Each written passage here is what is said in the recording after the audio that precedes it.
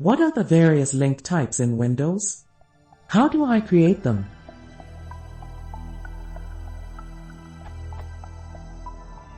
Is it possible to link two files or folders without having a different extension under Windows? I'm looking for functionality equivalent to the soft and hard links in Unix.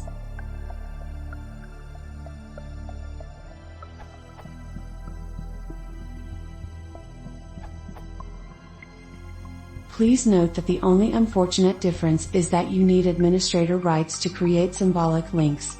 You need an elevated prompt. A workaround is the setCreate symbolic link privilege can be granted to normal users via sepal.msc. Note in terminology, Windows shortcuts are not called symlinks, they are shell links, as they are simply files that the Windows Explorer shell treats specially.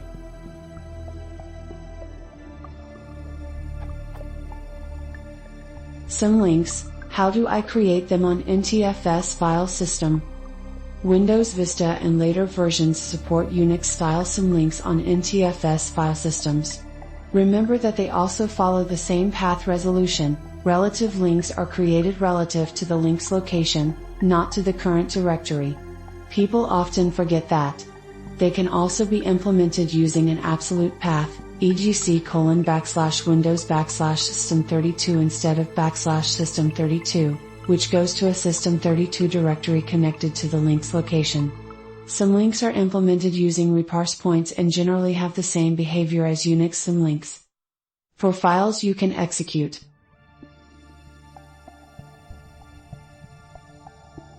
For directories you can execute.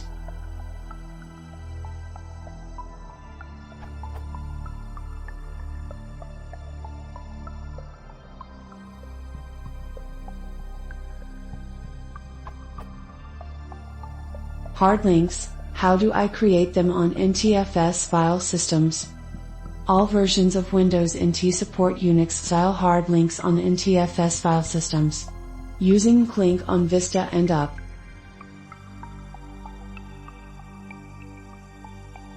For Windows 2000 and XP, use futil.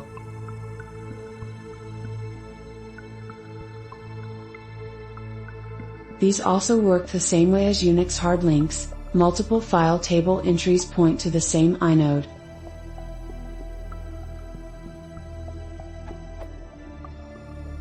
Directory junctions, how do I create them on NTFS file systems? Windows 2000 and later support directory junctions on NTFS file systems. They are different from symlinks in that they are always absolute and only point to directories, never to files.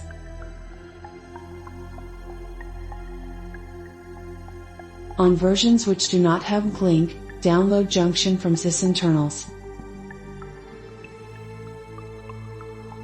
Junctions are implemented using reparse points.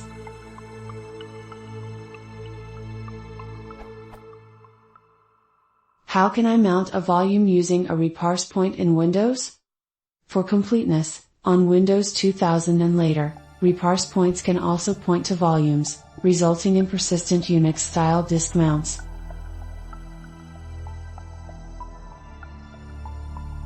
Volume guides are listed by mountful. They are static but only within the same machine.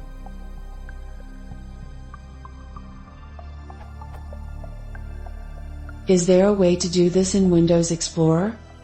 Yes, you can use the shell extension link shell extension, which makes it very easy to make the links that have been described above. You can find the downloads at the bottom of the page.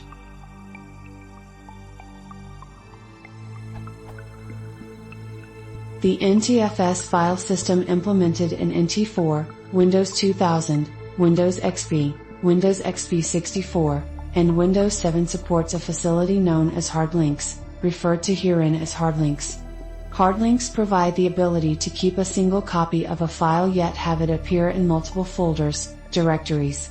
They can be created with the POSIX command line included in the Windows Resource Kit, the futil command utility included in Windows XP, or my command line lane.exe utility.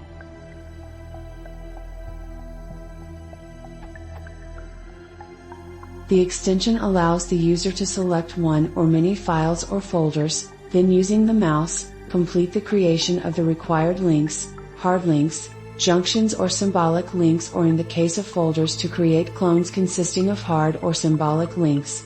Plus is supported on all Windows versions that support NTFS version 5.0 or later, including Windows XP 64 and Windows 7.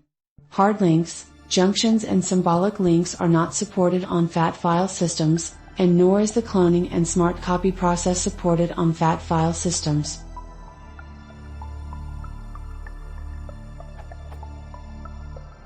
The source can simply be picked using a right-click menu. And depending on what you picked, you right-click on a destination folder and get a menu with options.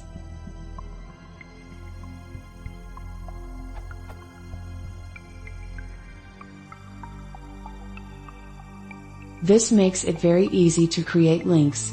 For an extensive guide, read those documentation. Downloads can be found at the bottom of their page.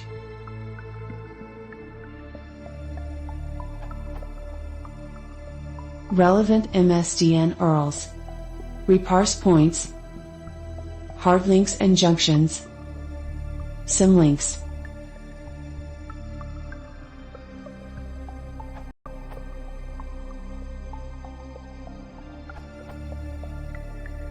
In this answer I will attempt to outline what the different types of links in directory management are, as well as why they are useful, as well as when they could be used. When trying to achieve a certain organization on your file volumes, knowing the various different types as well as creating them is valuable knowledge. For information on how a certain link can be made, refer to Grotti's answer. What is a link? A link is a relationship between two entities. In the context of directory management, a link can be seen as a relationship between the following two entities.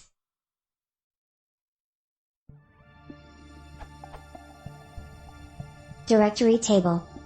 This table keeps track of the files and folders that reside in a specific folder. A directory table is a special type of file that represents a directory, also known as a folder. Each file or directory stored within it is represented by a 32-byte entry in the table.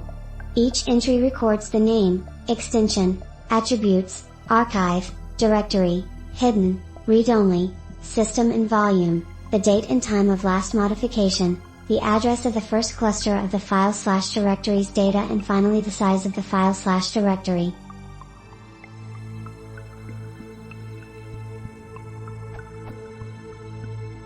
Data cluster. More specifically, the first cluster of the file or directory. A cluster is the smallest logical amount of disk space that can be allocated to hold a file.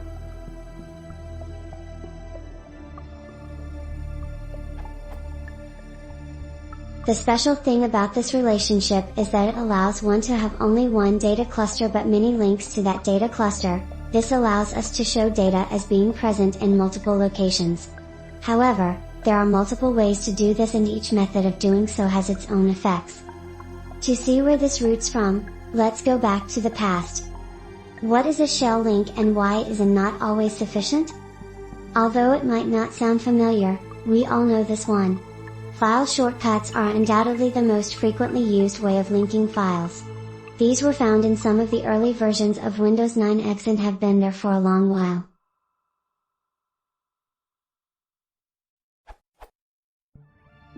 These allow you to quickly create a shortcut to any file or folder. They are more specifically made to store extra information along just the link, like for example the working directory the file is executed in, the arguments to provide to the program, as well as options like whether to maximize the program. The downside to this approach of linking is exactly that. The extra information requires this type of link to have a data cluster on its own to contain that file. The problem then is not necessarily that it takes disk space, but it's rather that the link is indirectly accessed, as the data cluster first has to be requested before we get to the actual link. If the path referred to in the actual link is gone, the shell link will still exist.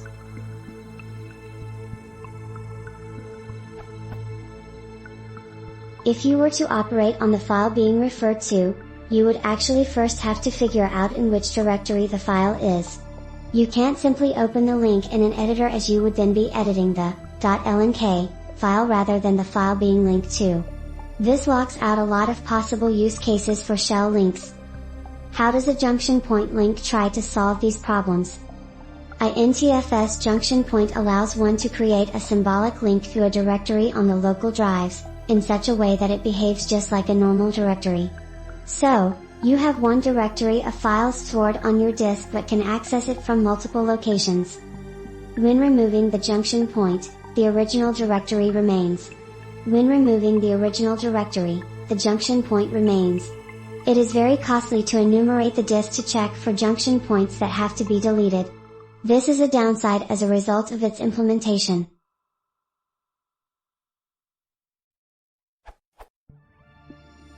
The NTFS junction point is implemented using NTFS reparse points, which are NTFS file system objects introduced with Windows 2000.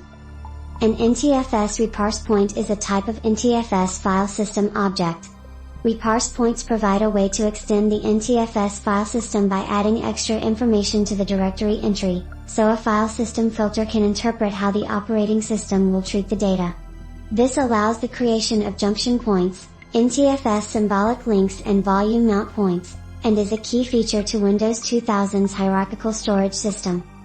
That's right, the invention of the reparse point allows us to do more sophisticated ways of linking.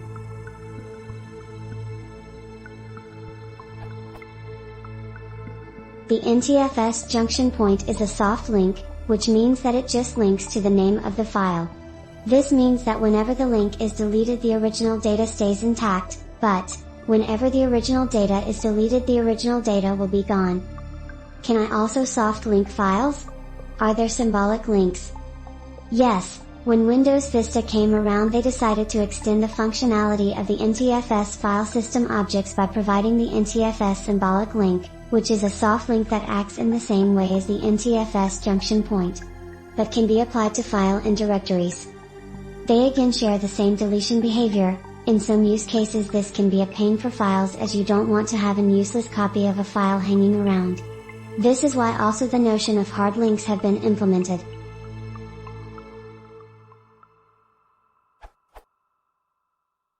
What is a hard link and how does it behave as opposed to soft links? Hard links are not NTFS file system objects, but they are instead a link to a file. In detail, they refer to the MFT entry as that stores extra information about the actual file. The MFT entry has a field that remembers the amounts of time a file is being hard linked to. The data will still be accessible as long as at least one link that points to it still exists.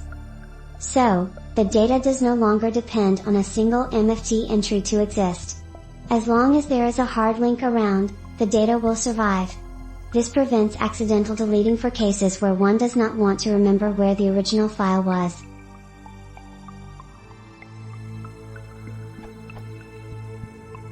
You could, for example, make a folder with movies I still have to watch, as well as a folder movies that I take on vacation, as well as a folder favorite movies. Movies that are none of these will be properly deleted, while movies that are any of these will continue to exist even when you have watched a movie. What is a volume mount point link for? Summit or business people might dislike having to remember or type the different drive letters their system has. What does column really mean anyway? Was it music? Movies? Models? Maps?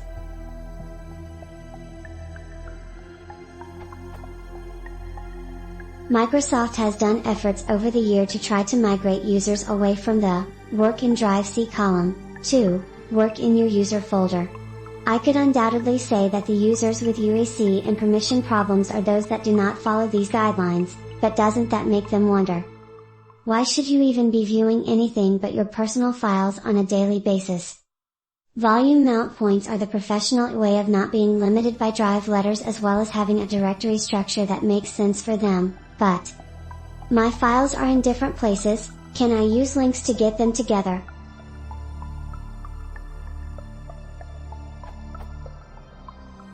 In Windows 7, libraries were introduced exactly for this purpose. Done with music files that are located in this folder, and that folder and that folder. From a lower level of view, a library can be viewed as multiple links. They are again implemented as a file system object that can contain multiple references. It is in essence a one-to-many relationship. My brain explodes. Can you summarize when to use them?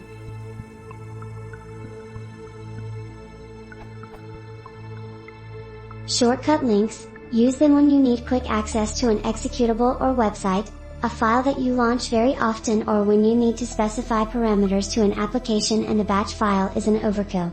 Don't use it when you intend to manipulate the file through its shortcut. Junction points, use them when you want a directory to be elsewhere. This allows you to move directories to faster or slower drives without losing the ability to access the original path. Another use is when you want access to a directory through another path. These can't be used to link to a share.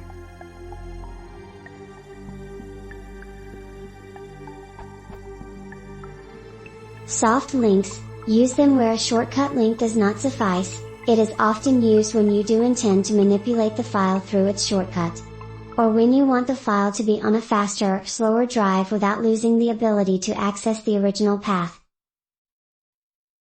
Hard links, use them when you only want a file to be gone when all hard links to it are removed. This can't be used for folders. Volume mount points, use them when you run out of drive letters, or when you find it more feasible to access a volume through a path rather than through a drive letter.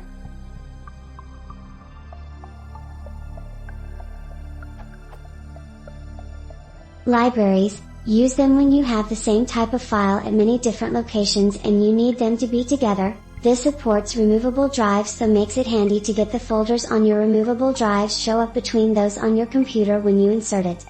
You can click on the individual folders from the folder tree under the library in the tree view, which facilitates moving files between both.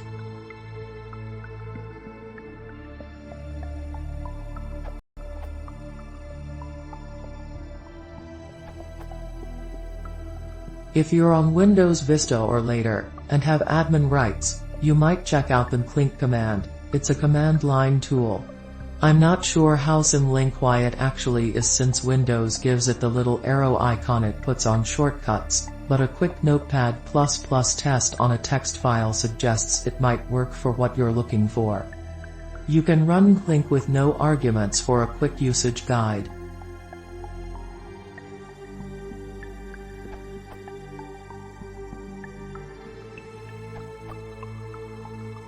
This article has some distinctions. One important distinction is that in a sense, junctions pre-Win 7 were a bit unsafe, in that deleting them would delete the target directory. This URL.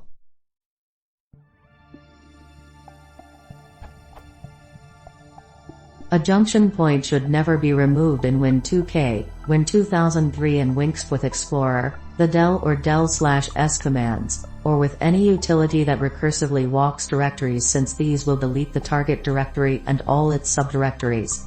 Instead, use the render command, the linked utility, or sutil, if using Winx or above, or a third-party tool to remove the junction point without affecting the target. In Vista/Win 7, it's safe to delete junction points with Explorer or with the render and del commands.